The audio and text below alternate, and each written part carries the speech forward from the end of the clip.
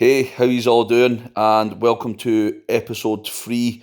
We are en route to Texas at the moment. As you can see, we're just departing from Edinburgh Airport. We're leaving pretty early doors, but the usual Edinburgh sign, as you can see.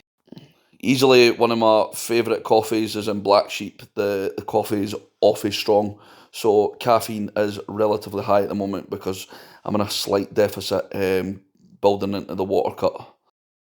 And this is our first location. We're heading to Heathrow from Edinburgh, and then we will be flying into Texas. So it is a bit of a trip, as you can see. Weather, obviously, the usual Scottish weather is present with us. So I currently landed in Heathrow. We're actually on the train now, but as you can see, I still have my water. I am still waterloading on a trip, which is great. So we're just on the flight, and I have chosen Matrix Reloaded, which is easily one of my favourite films. That's probably going to chafe tomorrow. And a wee spinny rooney. And it's like, right, come on then, let's have it. Second film, I went with Nosferatu, which is a really, really old school sort of horror film, but they've obviously remade it about 5 times. But as you can see here in this scene, that was definitely not a microdose. And then to top it off, I went with Avengers Endgame. I actually prefer Infinity War, just because the bad guy wins, Thanos wins. We can sort of forget about the mass genocide thing, but you know, it is what it is. And then we've actually arrived in Texas. Really like quite dark and eerie at the moment. I just love the States, but we've not just long landed here. So it's beautiful. And we just went to like some random sort of shop at the moment. Yeah, there's a lot going on at the moment here. I don't know what to say. The weather in America is absolutely different gravy for the UK, so I'm going to cut this out and you can hear the rain and the thunder.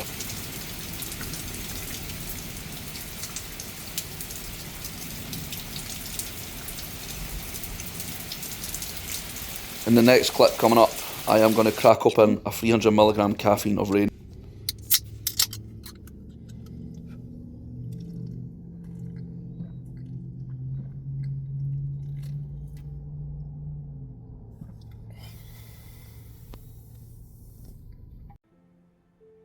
Perfection. So we're on our depletion day, so no eating or drinking or any kind of stuff like that. It's going to be saunas and steam rooms, but we've got the full day to kill, so we are heading to MetroFlex Gym. So if anyone doesn't know MetroFlex Gym, this is arguably the GOAT gym of the world, the most hardcore bodybuilding gym in the world, where Mr. Ronnie Coleman, 8-time Mr. Olympia, done the majority of his training. As you can see here, this place is just an absolute golden nugget of a location. I would play it with my voice, but there's music in the background, i.e. copyright might jump in, so the last thing I'm going to do is cut out. But you can see all the flags. Really, really old school kit for God knows how long. But the gentleman there with the red hair and the white jumper, his name is actually, his nickname's Red. Also, his nickname came from Ronnie Coleman, so he now gets called Red. We befriended him, he was really cool. That there, as you can see, is the most known leg press in the world, where Ronnie Coleman pressed God knows kind of weight. I should have looked it up, but yeah, I haven't, but you can see there. Obviously, everything is in good arrangement. Um, it would give some gym owners an absolute freak out here as well.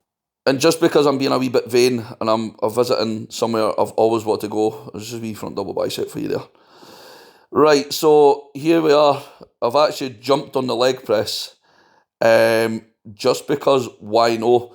I can see why this, like he shifted so much weight on this leg press, because it moved and shifted so well. It's just sometimes, you use a leg press and it just clicks, and there was something about it, and it was, unfortunately, I was just in a very light session just because I was there, and again, a wee front lat spread because I'm very depleted. And if you know who Louis Simmons is, you know all about powerlifting as well. And just a wee quick photo, I had the opportunity to meet Johnny O. Jackson, who was ranked or is known as the world's strongest bodybuilder, and he was also a Mr. Olympia competitor. It's weird that Strongman has actually made me lead up to meeting one of the best bodybuilders in the world. And that's pretty rich, isn't it?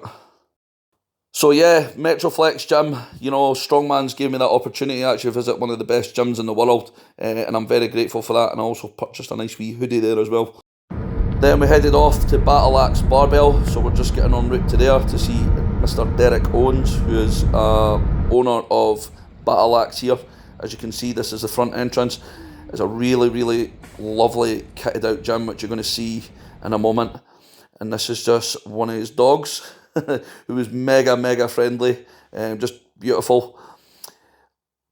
So many logs. I was not training or anything, but he's got an arrayment, a great assortment, sorry, of dumbbells. And you can see these are the circus dumbbells that will be, well, very, very close to getting used at OSG dumbbell ladder. And then we have got a ridiculous amount of Atlas stones, so he's not short of them. They're on pounds, so I've absolutely no idea. We speak in British units over this way, but he's got plenty platforms to adjust and mats, etc. Just a cool wee GTA Battle X showdown thing there. I really like that. A lot of sort of stickers for many, many people that have visited. I'm not going to look into it too much, but there's a lot going on there. But yeah, just a really, really good gym, and Derek was very, very welcoming. His hospitality was great, so I was very grateful for that. As you can see, the kegs, plenty of sandbags, sandballs, farmers, just everything, a nice little lane. But moving on to that, GNC, just grab some protein shakes and hydration packs and all that kind of stuff. I really like the MRE shakes over here. They're really, really high in protein and really high quality. Then we went to Walgreens or Walmart, I can't recall, but we just got a lot of stuff for our refeed after weighing, just a lot of Gatorade and cinnamon toast and milk and fruit, etc. So I had to go to the toilet, and I was in the supermarket, and this was a struggle looking at all this food, and I could smell it, and I've not ate in about like 20 hours looking at this moment. And this is where the real depletion phase comes. So this is where I'll jump in the sauna, where we're fortunate enough to go into LA Fitness. The staff are really great. Just a little insight and letting you see the place. Obviously, I wasn't training or anything like that, but all the equipment and all that kind of stuff was pretty pristine. Staff were great, like I said. All the members were really, really nice. Really, really big facility. I was really, really impressed with this place. It wasn't cheap. Yeah, so as you can see now, this is the nitty gritty bit. This is where I do my thing. No one does it any better than me, and I'll challenge anyone on that. But the vascularity's coming in. Yeah, striations are there. I'm not feeling great at the moment, but this is all just signs. Just dehydration's getting pretty heavy.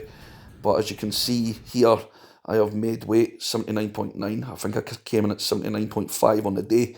But here's a little body composition check. Now this is me on weight. Pretty depleted here. Very, very dry. Just a wee cheeky front double bicep. But I'm not feeling great at the moment. But this is all part and parcel of the game. You suffer now, you laugh later. So I will come in about 8 to 9 kilo over my actual comp weight at about 8 kilo to 89 kilo. But yeah, but the job has been done. And then we obviously made weight. This is like a rehydration IV pack with a lot of multivitamins and all that kind of stuff in it. That's actually intravenous in my arm, which felt really, really weird. I don't really like needles, which is quite rich coming from me, but like big lance ones gone on my arm, I'm not a big fan of, but again, I didn't look. But yeah, one guy almost passed out, and I couldn't help almost laugh. But there's like a generic photo of me really, really happy. And again, everyone gets this tag, and it's always a wee proud moment, just to represent Scotland. This is my 6th OSG, so there we go. Then we went to stock up, but America is just consumerism at its highest. It is amazing, but you're going to get diabetes in like absolute no time. No colourings at all added here, as you can see. Lots of cheese. just cheese. Absolutely love cheese grommet. A lot of Wensleydale. Aye, it just keeps going and going. Yanks love their cheese.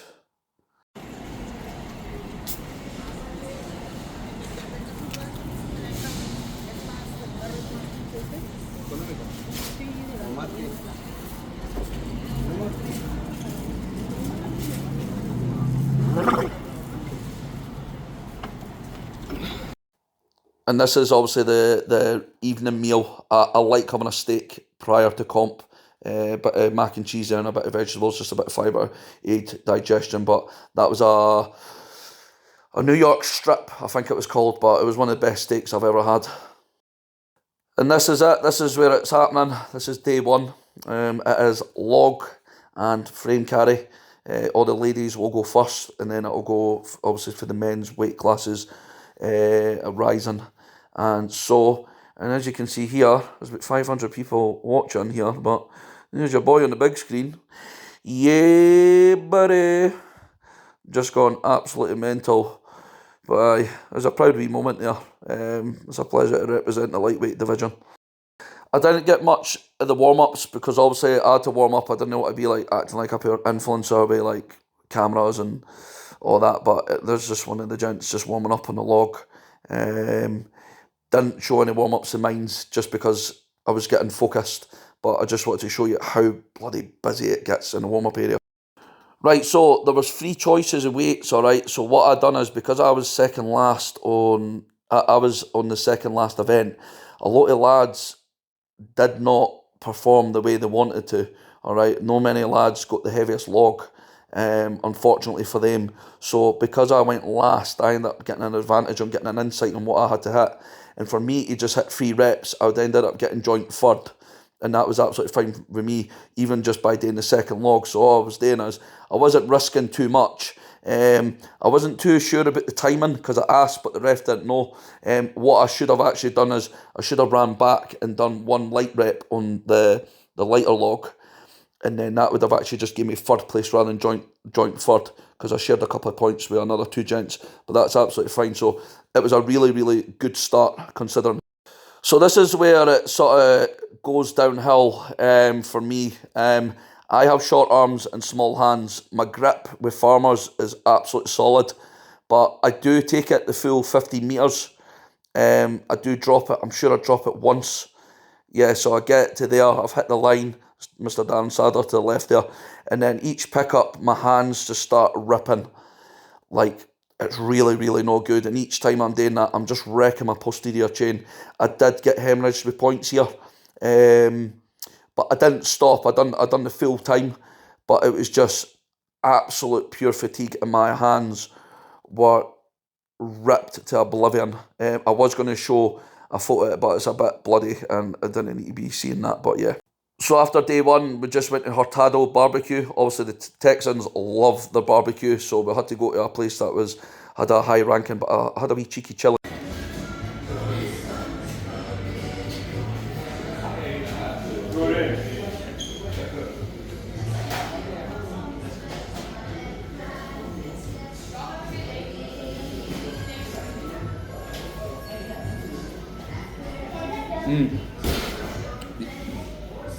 Yeah, that's all. It was relatively spicy, and I just seen these 2 guys sort of chilling out. That's pretty much what I looked like just before the weigh-in as well, so I kind of feels. And then we're going into day 2, sort of the calm before the storm, which is the deadlift ladder and the sort of sandbag steeplechase. So obviously all the ladies will go first, as you can see down there. All the sandbags are laid out. But yeah, deadlift ladder's coming up now. So it is quite from a distance, but what I've done is, as you can see, I'm there, I'm in the centre. I've just mixed gripped the first bar, mixed gripped the second bar. You can sort of see me on the screen there just. I used Cobra grips. I should have had them set a wee bit sooner. I was fumbling about a wee bit, but I'm sure I ended up getting about 8th place with this. As you can see there, just on the big screen, a rock back. I think that's about 305 kilo. When you do two reps prior to this as well. But as you can see, I am done. Hell no, I'm not doing the 4th bar. Go, Finn! Let's go, Dean! Get ready, dude. Hands up. You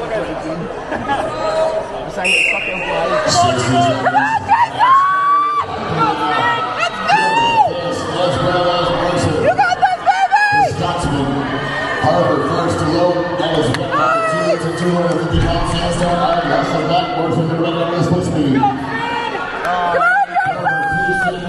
Nice high carry coming out. So as you can see, the video prior, it's just, unfortunately, this is the reality being a competitor in a sport. I occurred a bicep injury. I consciously made that decision to stop. I have torn my other one before at Pro Strongman League, where I did continue to keep picking up the bag, and I furthermore damaged my bicep.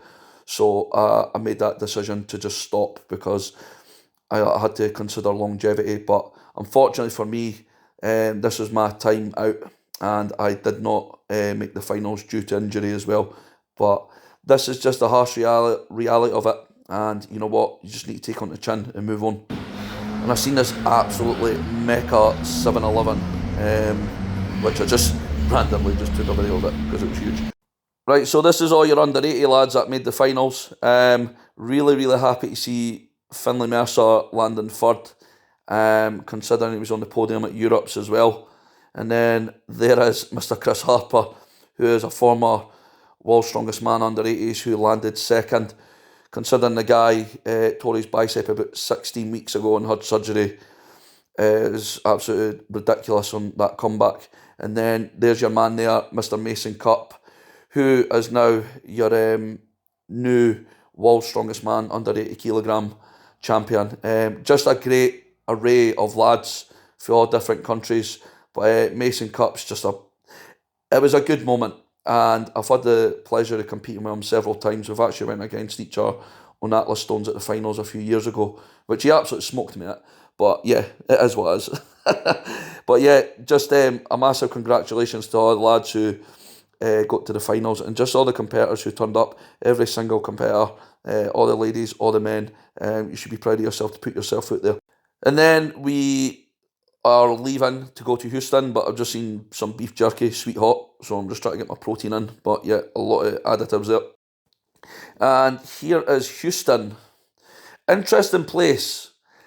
A lot more quiet than I was expecting. I thought it was going to be a bit more feral, to be honest. I think Arlington was a bit more feral. But it was a beautiful place. You got some like wee sprinkler things here as well. Quite a lot of homeless as well.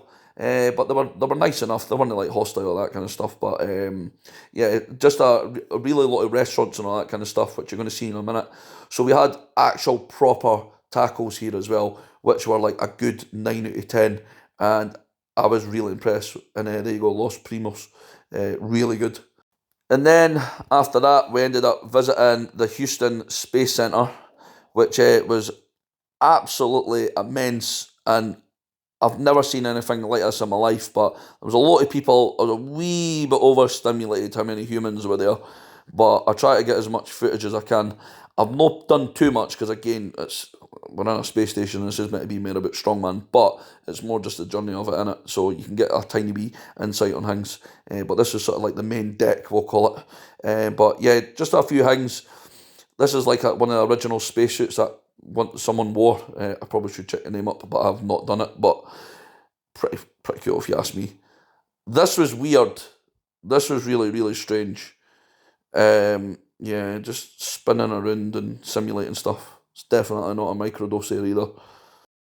So this was cool. This is the thing that caught my attention the most, was actually like the rations. Like, obviously I'm ex-military, so I understand rations. But with this kind of stuff, it was all air dried, and just obviously there was American stuff and Russian stuff mainly, because the Russians obviously they love space as well. Just really different, which I thought was just really cool to see. Like, I think that's mac and cheese on the bottom right, which is just should not be. It is mac and cheese, aye. Pretty strange. There's your toilet. So I was going almost swore there, but aye, that's where they'll deposit, we'll say, which is a wee bit different to see. That's where they sleep. obviously the cleaning utensils and that, really, really strange. Like sort of like they just sort of like they sort of like getting this wee bed, this wee sleeping bed. And there's their exercise machine as well, which again they're very limited on, but it's pretty much like a seated bike, wee bit different.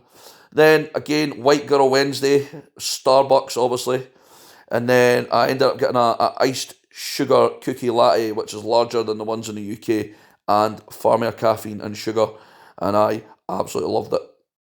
And then we went to a place called Voodoo Donut, which is one of the most known donut places in America. Just mental and different kind of amount of donuts, but I ended up getting some sort of banoffee one and just like a normal one. But as you can see, don't mess with Texas. Mr. Patrick Swayze himself. And I just seen some motor walking past, going back to the car. Just really, really cool old school Ford motor. No idea what age it is, but yeah, just really, really classic looking car. Very nice. And then as we were driving to Galveston, we went past this. We went through League City. I just really liked the design of this, the graffiti on here. And this is in Galveston. My friend who stays in Houston, who was originally from Edinburgh, calls Galveston the Blackpool of Texas as well, which you'll see. And it's just some graffiti. Obviously, there's a lot of history here on this wall. I'm not going to go into it, but it was pretty remarkable. But yeah, moving into that, this was the beach in Galveston. Just really, really calm, really, really chilled. There was people also fishing at the end of this building here, which we're going to end up going into anyway. But we're going to go on top of it, and there's a little bar there. As you can see, just really, really beautiful. We only went there for one day. Ideally, I would have rather went for 2 days instead of Houston, but it is what it is. You learn for these things, and this is just Galveston here. Just a really nice place, and it was similar to Blackpool, which I have been. I wouldn't recommend Blackpool, but this place was relatively not too bad. And before we flew off, we went to Papa's Barbecue. I think it was called Papa's Barbecue. As you can see here, I actually have a form of vegetables as well, which is very, very rare. So it was actually good to get something decent in me, but it was a decent scran there. And more donuts again. We ended up getting more donuts after, just before we flew back to Edinburgh. And just to finish it off, a wee bit of Mad Dog 2020, just because why would you not treat yourself? And this is obviously where all the caffeine is. There it is. Simply lovely. Aye, that's where it's at. Unfortunately, UK does not uphold that amount of caffeine, unfortunately. And just a wee shout out to my coach Zach, who's put up with a lot of my crap recently, for more mentally than anything, but he was there to keep me straight, competing at OSG finals. But yeah, let's just keep going. Let's keep trucking.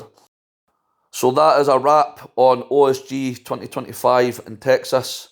An absolute outstanding experience. Just the whole trip was amazing. Obviously, slightly underperformed and unfortunately got an injury. But this is me just showing the reality of being a competitor. Being a competitor is never linear. You're never always going to win. It doesn't work like that. You're either going to win or you're going to learn. And unfortunately, this is just a learning phase for me. And I always keep this in my mind, is to fire an arrow, you always have to go back before you go forward. So all we're going to do is wait for that trajectory to come forward.